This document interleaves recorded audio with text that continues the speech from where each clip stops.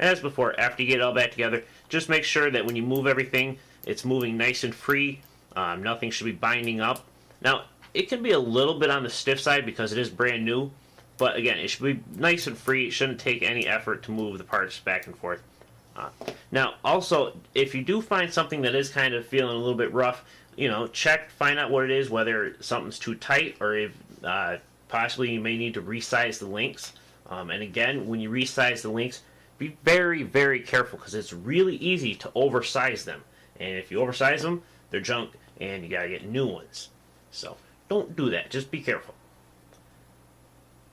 Alright, and then we'll move on to the flybar cage here. So as I said before, I got this little spacer that I got installed. So what I'm going to do, just to install this real quickly, is take the flybar, stick it on here, and now get this. If I can pick it up here, on here, like so. And now, put that on.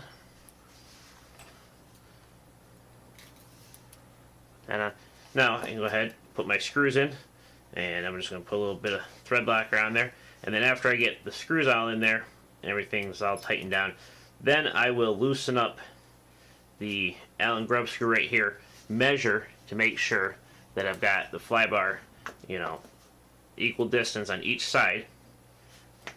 And once I'm sure of that, I'll go ahead and install my flybar paddles. So in with the flybar paddles, there's also that little package where you got 2 of these and the 4 of these.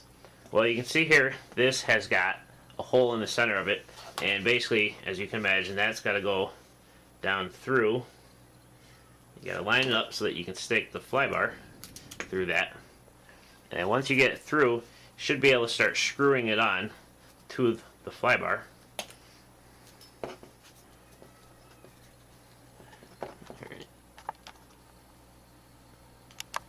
And I like to screw it down until I feel it starting to get snug. And then I'll back it up a couple turns. And I do the same for each paddle. Then I measure just to make sure that they're actually the same distance. And then these, as you can imagine, one goes on top and the other ones go on bottom. So make sure you apply some thread locker to them, as well as the little grub screws for the flybar here. Then, after that, I'm just going to go ahead and take this and slide it down over. You're going to want to get it lined up with the washout assembly here. And then rotate, whoops, up there, rotate the head around to where you can line up the bolt, or the hole, stick the bolt through there. And you'll want to have some thread locker on this, but just put that through, tighten it up, and then you can go ahead and connect these linkages to the washout assembly and connect these ones, oops, to up here to here. Now, I didn't mention earlier, but I did go ahead and adjust the lengths of these to the lengths in the T-Rex manual, and that was 43.5 millimeters. And again, that's just a starting point. And I'll probably have to adjust this later on, but like I said, that's what I'm starting with. One other quick thing before you tighten down these screws, just go ahead and try to make sure that the flybar paddle here is level with the flybar control frame here. And once you're sure that you got it level with it, then go ahead and tighten down the screws.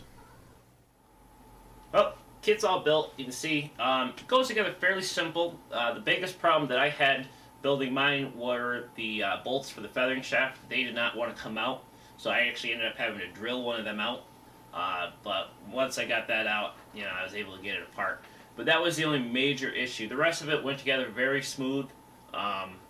And I think for most people you won't have any problems with this kit. As far as the stuff on the kit that I don't like, that I think you should either change or, well, swap out basically. The main shaft on it, like I said before, that little collar nut, it's tack welded in place on 2 spots.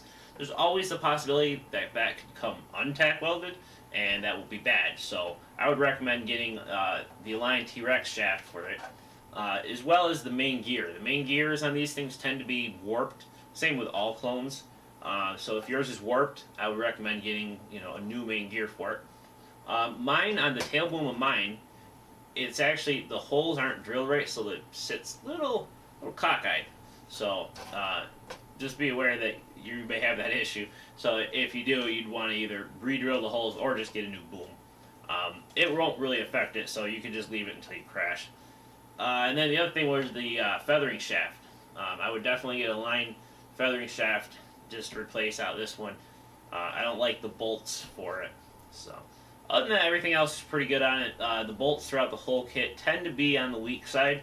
So, if you want to get some hardened ones wouldn't be a bad idea. But when you do build the kit, don't over tighten them, because that's part of the problem. And make sure you use quality hex drivers to remove the screws. Because if you use junk ones and they're soft and they start rounding off, well, that's just going to help strip out the screws, and you don't want that. So.